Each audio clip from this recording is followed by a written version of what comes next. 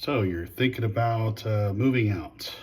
Um, that was the question that I had from my nephew this last weekend on Sunday dinners that we have sometimes. And uh, he's been living with his dad for, his whole life. And, he's about 21, 22. And he's trying to figure out, if he can afford to be able to move out of his house.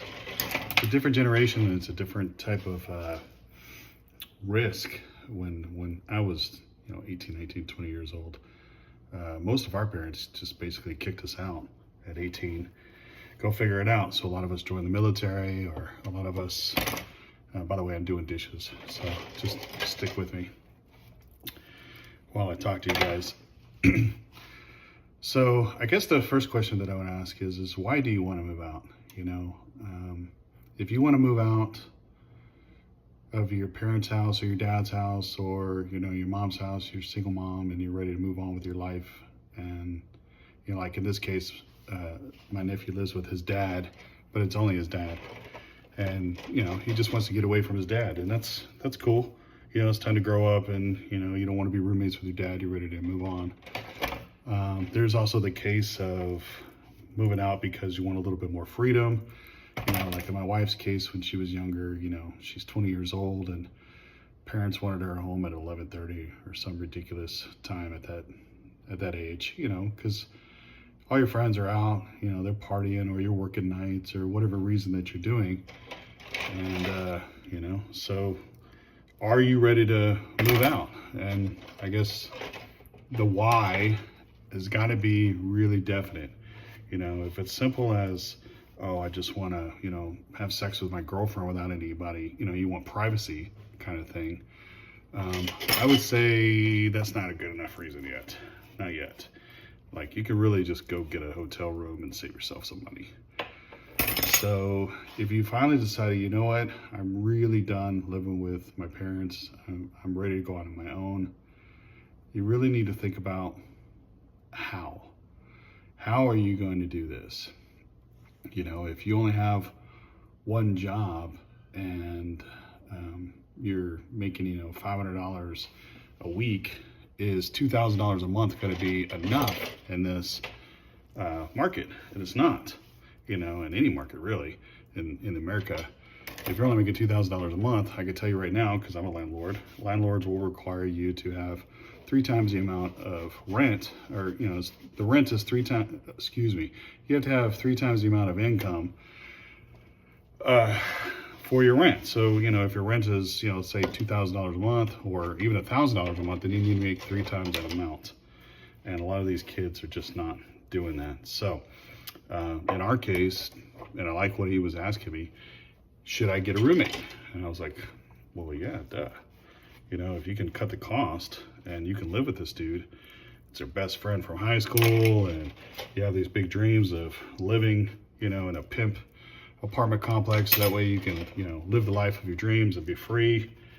I wanted to caution him because there's some extra associated costs that you have to worry about. It's not only just rent, but what about, the cost of water and utilities and cable and sometimes trash.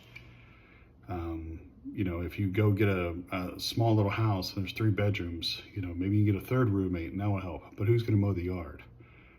So those things, those extra things, you need to really be thinking about. So I suggested to him, say, hey, you could buy a house. You're almost 22 years old. You've been on the job for 2 years.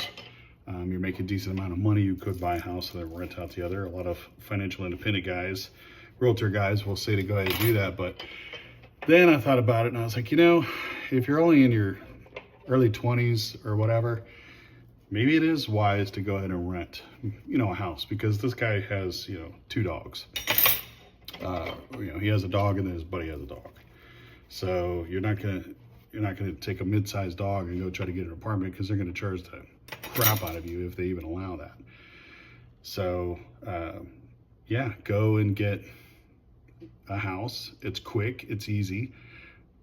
You can, do a lease for a year, and You know, I think it's a lot more flexible, and I think it's a lot more it's easier than to try to get a house. If you try to get a house, you know, you're going to need, oh, what are you going to need?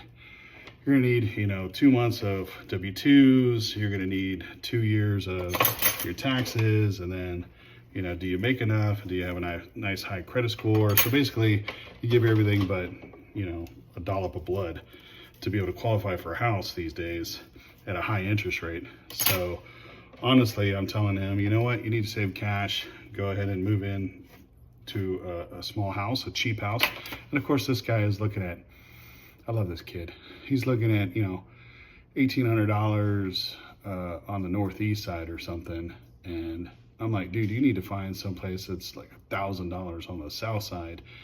Not quite the hood, but, you know, something that you can afford with your buddy, because, you know, you have gas, you have insurance, you have all of these costs that are going to pile up. And then that pretty little girlfriend of yours that you want to take out, you're not going to afford to take out. You're going to be house poor.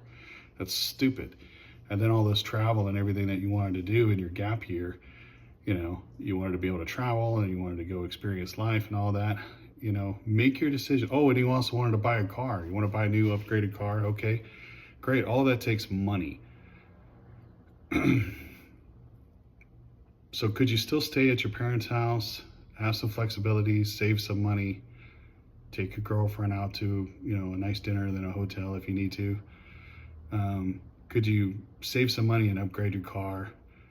Could you save some money and make sure that you have, you know, thousands of dollars in the bank before you jump out on your own? I think yes. I think that would be the smart and wise thing to do.